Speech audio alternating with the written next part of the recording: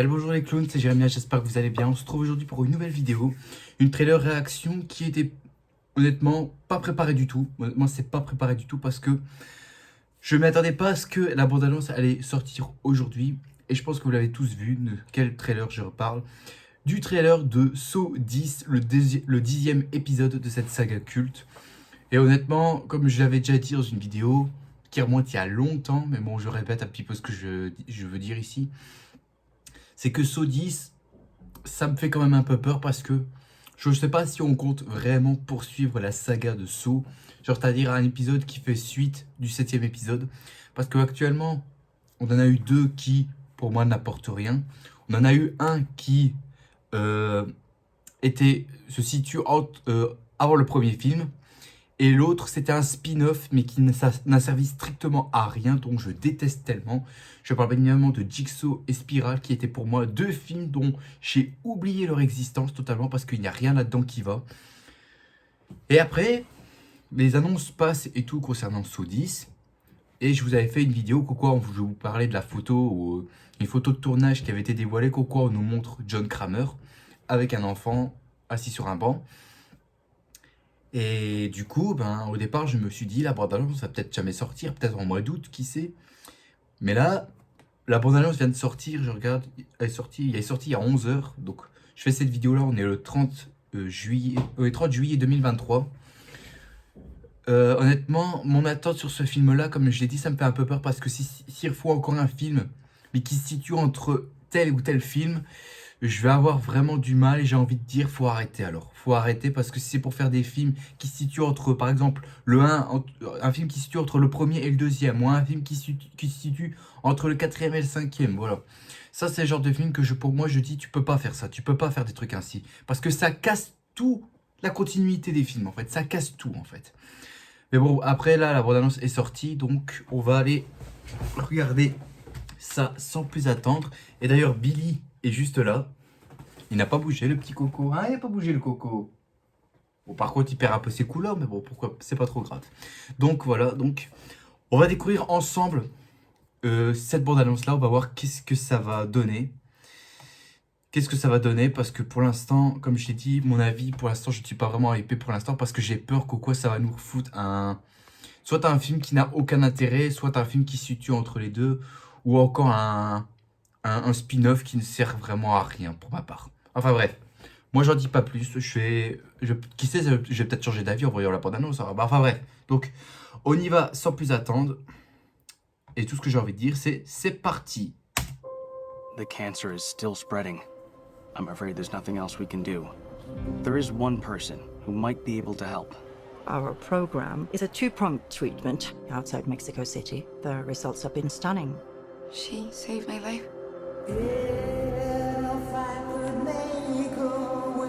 You're in very good hands with us. After that, what happens then? Your whole life happens then. C'est Jigsaw. John Kramer. According to these scans, the tumor was never removed. How much time do I have? Months, at best. I still have a lot of work that needs to be done. Billy.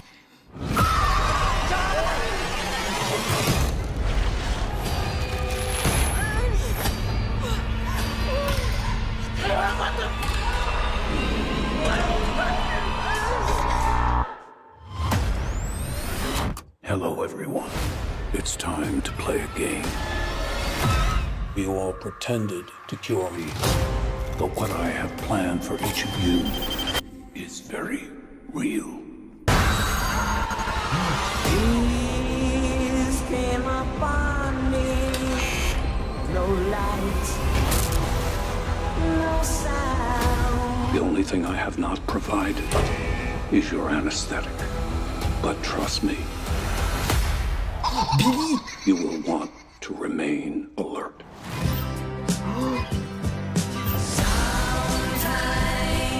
What?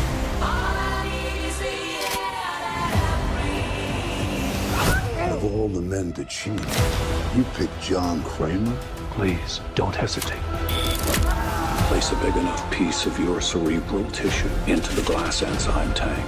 This will save your life. So sleep, silent angel.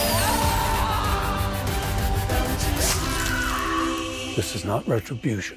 It's a reawakening.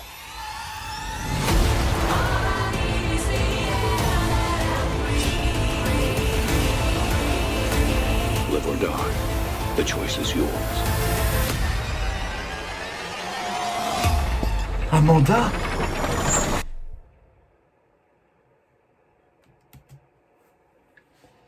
Ouh! Alors là, je sais pas quoi dire. Je sais pas quoi dire. Oh là là, là je trouve que là on est vraiment dans quelque chose d'assez sympa honnêtement. Déjà, revoir Tobin Bell en John Kramer, franchement. Qui ne trouve pas ça incroyable, franchement. Moi ça me fait plaisir. Moi ça me fait plaisir de revoir Tobin Bell dans le rôle de Jigsaw. Ouh. Mais déjà il y a un truc qui m'a dérangé, je crois que tout le long de la bande-annonce, en fait on t'explique qu'en gros John Kramer est parti au Mexique pour une espèce d'expérience qui pourrait peut-être le guérir de sa maladie du cancer. Parce que je rappelle que John Kramer est atteint d'un cancer du cerveau et qu'il n'a plus que beaucoup de temps à vivre. Et là, j'ai envie de dire qu'en fait, là, j'ai l'impression qu'en fait il s'est fait avoir, ouais, parce que je comprends très bien l'anglais, en gros il s'est fait avoir et du coup... comment dire, il décide de se venger de toutes ces personnes-là. Alors déjà ça, je me dis, ça rappelle un petit peu les victimes du sixième épisode. Je sais pas pourquoi ça me rappelle un peu ceci. Tu sais, quand t'avais la société de comment il s'appelle? Le gars s'appelle William, je crois. Et à un moment, Jigsaw avait pris plusieurs de ses employés et tout ça. Ils devaient faire leur propre choix et tout ça parce que c'est des gens qui n'avaient aucun intérêt, qui volaient l'argent de ceux qui n'aidaient pas les gens pour avoir plus de pognon et tout ça. Mais là, j'ai l'impression qu'en fait, les pièges qu'on va avoir dans Saw 10, j'ai l'impression que ça va être ça en fait. Enfin, pas les pièges, les victimes, ça va être ça. Et bref, je crois là, on a vu aussi, il y a beaucoup de références des anciens films et ça fait plaisir. Quand t'es fan de la saga, franchement, il y a beaucoup de références. Notamment, il y avait une image là où John Kramer dessine. On voit qu'il est en train de faire le croquis du piège à ours inversé. T'en as un qui utilise une perceuse pour se perforer le crâne. Ça rappelle la séquence d'opération dans Saw 3. Je sais pas ce qu'on avait d'autre. Je regarde un peu les personnes qu'il y a. Ouais, par contre, il y a un truc qui m'a dérangé. C'est qu'il y a... comment dire... Tu vois les personnes prisonnières et tout. Mais tu vois Jigsaw, enfin tu vois John qui est derrière des vitres et tout ça avec des moniteurs et tout ça. Et t'as l'impression que tout le monde le voit en fait. Ça casse. J'espère que là les victimes vont pas le voir en fait. Vont pas voir que c'est réellement John Kramer qui fait ça. Parce que ça casse en fait. Ça casse parce que Jigsaw, on n'est pas censé connaître son identité.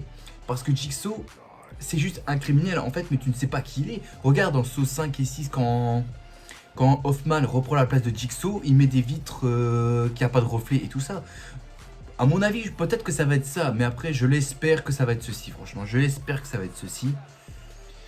Mais franchement, j'ai envie de dire, là, Tobin Bell, il a toujours pas changé, franchement. Autant de charisme dans le rôle de John Kramer, franchement. Et j'ai vraiment hâte de voir qu'est-ce qu'il va donner tout le long du film. Tout le temps, les répliques cultes. Le I want to play a game et Live or Die. Tout le temps, les répliques cultes de la saga, franchement, ça me fait... franchement plaise. Et là on revoit le mec, enfin la personne avec le masque de cochon. Donc on change pas les habitudes habituelles de la saga. Ça franchement ça me fait extrêmement plaisir. Mais quand je vois Jigsaw, le regard qu'il a quand il se concentre sur ces victimes là, je me dis on va peut-être retrouver l'ambiance des premiers films. Parce qu'au niveau ambiance, j'ai l'impression que c'est ça en fait. On est vraiment dans l'ambiance un peu Saw 2, Saw 3 en fait. Il y a la même ambiance et tout ça. Au niveau éclairage, au niveau de la photographie et tout, c'est fait. Je trouve ça franchement ultra bien fait. Au niveau des pièges, j'ai l'impression que ça va être franchement assez... Moi, vous savez, vu que je suis fan de Saw, moi j'attends juste à ce que les pièges soient... Il y a un petit casse-tête à résoudre, mais j'aime bien aussi que si par exemple la victime meurt, je veux que ce soit de manière brutale en fait. À la fois brutale et spectaculaire. Moi, c'est ce que je veux voir dans la saga Saw. Parce que, je rappelle, hein, dans Jigsaw... et Spiral, les morts étaient franchement ratés pour ma part. Franchement, j'y ai pas cru une seule seconde aux morts parce qu'ils sont franchement flingués. Et là, on retrouve les mêmes habitudes avec le timer qui apparaît en disant vous avez 3... Genre à la fin du compte à rebours, cette pièce pourrait devenir votre tombe ou un truc ainsi. On retrouve les mêmes habitudes et tout ça. Là, on ressent vraiment qu'il y a de la tension, il y a un peu de hurlement et tout ça. Je trouve ça franchement juste incroyable, franchement. On a quoi d'autre? J'espère qu'on aura des pièges franchement bien voulus en tout ça. Bien évidemment qu'on retrouve aussi les musiques des films Saw, notamment des 3 premiers, parce que les musiques qu'il y avait lors des casse-têtes, quand une victime devait résoudre un casse-tête pour sauver une autre victime, j'aimerais que ce soit, il y a de la musique à peu près comme ça. Parce que si tu mets les musiques pop, comme on a eu dans Spiral, ça m'intéresse pas. J'ai envie de dire, là, vous avez flingué totalement. Mais là, j'espère vraiment que là, on aura, comme je l'ai dit, des pièges bien violents, bien brutaux, bien gore, parce que c'est ce qui fait la force de la saga Saw. J'espère franchement qu'on aura quelque chose de vraiment brutal, quelque chose de franchement très impressionnant pour ma part. Là, tout ce que j'ai envie de dire, c'est que pour l'instant, au départ, j'étais pas hyper motivé. Mais là, j'ai juste envie de dire que là, après avoir cette bande-annonce, je me dis, il y a quelque chose qui me plaît. Franchement, il y a quelque chose qui me plaît. Il y a quelque chose qui me plaît. Donc je me dis, ça peut peut-être réussir. Après, comme là, le truc du Mexique et tout ça, j'ai très bien compris en fait d'où le film va se situer en fait. Ça va se situer entre le premier et le deuxième film en fait. Pourquoi je dis ça? Parce que rappelez-vous, dans Saw 6, il y avait un flashback auquel Jigsaw parle à William et qui lui propose une expérience qui a lieu au Mexique. Donc, à partir de là, tu peux clairement dire qu'en gros, ça se passe avant... Non, ça se passe après les événements du premier film. Parce que si tu suis la timeline de l'histoire de John Kramer jusqu'à ce qu'il devienne Jigsaw, jusqu'à sa mort, le coup que John va voir William pour faire ça, ça se passe après les événements du premier film. Puisqu'à un moment, il parle de Laurence Gordon, mais il ne dit pas pourquoi il le revoit en fait. On ne dit pas pourquoi il peut être revenu ou quoi, et qu'il le revoit encore en tant que médecin et tout ça. Là, je trouve que là, ça c'est déjà un truc qui me fait déjà peur. Parce que je sais, comme je l'avais dit tout à l'heure, un film qui se situe entre telle ou telle chose, je me suis dit, c'est risqué. C'est risqué pour ma part, c'est risqué. Et il y a aussi un moment que je viens de voir, que j'ai vu il y a 2 secondes. C'est que je rêve là où je viens de voir... Il y a une petite séquence d'une seconde où je vois Jigsaw en train de pleurer. Je sais pas. Peut-être que ça, il va avoir une visite... Il va sûrement rencontrer une personne qui a reconnu toute sa vie et tout. Mais bon, voilà quoi. Par contre, au niveau histoire, je suis un petit peu moyen, on va dire. Au niveau histoire, je suis un petit peu moyen. Quoi d'autre qui m'a plu? Bien évidemment, qu'est-ce qui m'a plu en plus? Je revois un petit peu. Qu'est-ce qui m'a plu encore? Oui, bien évidemment, je le vois. Je viens de le voir là. C'est le retour de Billy, la célèbre marionnette Billy sur son tricycle. Enfin, on a pu cette marionnette de cochon qu'on a eu dans Spiral. Enfin, on remet le personnage tellement culte. Enfin, c'est un objet et tout ça. Mais Billy, c'est presque un personnage culte de la saga Saw. Parce que tous les produits à l'effigie de Saw, c'est fait avec lui en fait. Et revoir Billy sur son tricycle, putain, je trouve ça génial, franchement. Ça montre qu'au quoi celui qui a fait ça veut vraiment respecter l'univers de Jigsaw, l'univers de Saw.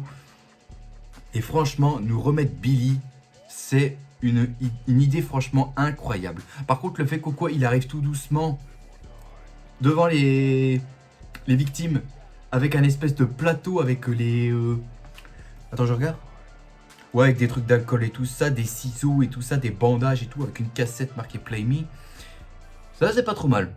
C'est pas trop mal. Bon, certes, au moins j'aurais préféré qu'au quoi il fasse des comment dire, des moments où il est, on va dire, planqué, caché et tout ça, et il attend de parler face à la personne pour que la victime le voit. D'habitude, c'est comme ça.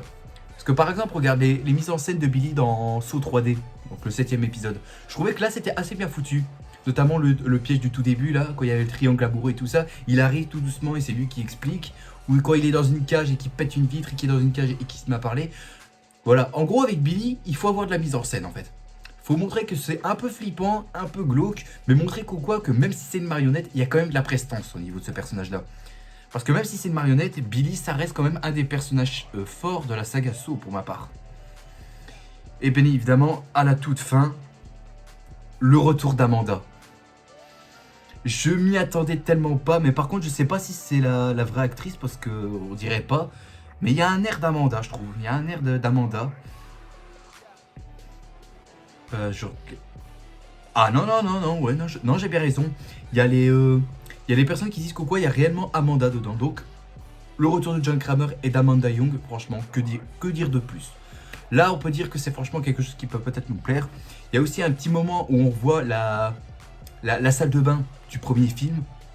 Putain, imagine si là, dans ce film-là, on peut même t'expliquer Adam est vivant en fait. Je sais pas, hein, c'est peut-être possible. Hein. Je sais pas, hein, c'est peut-être possible et tout. Hein. Mais en tout cas, tout ce que j'ai envie de dire, c'est que pour l'instant, ça a l'air impressionnant. Ah, par contre, je vois quelque chose, il y a quelqu'un qui a mis un commentaire, apparemment, que la VF de John Kramer qu'on a eu dans tous les autres films, on ne l'a plus. Parce qu'apparemment, celui qui a fait la VF est décédé en mars 2022 à l'âge de 60 ans. Donc, déjà, ça me lance un peu casse-gueule. Parce que retrouver une voix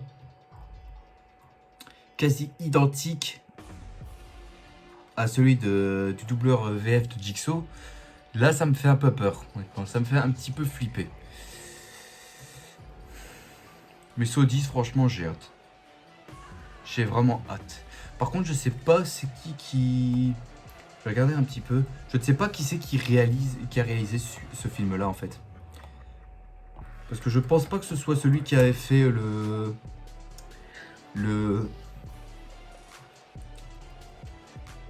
Kevin Grutters. Ah si, Kevin Grutters. C'est pas lui qui avait fait Saw 3D? Attends, je vais regarder un peu sur sa bio. Alors il a fait... Ah, il a fait le 6e et le 7e épisode. Ah, ok. Alors ok, là j'ai envie de dire, ok, il n'y a pas de souci. Il n'y a pas de souci.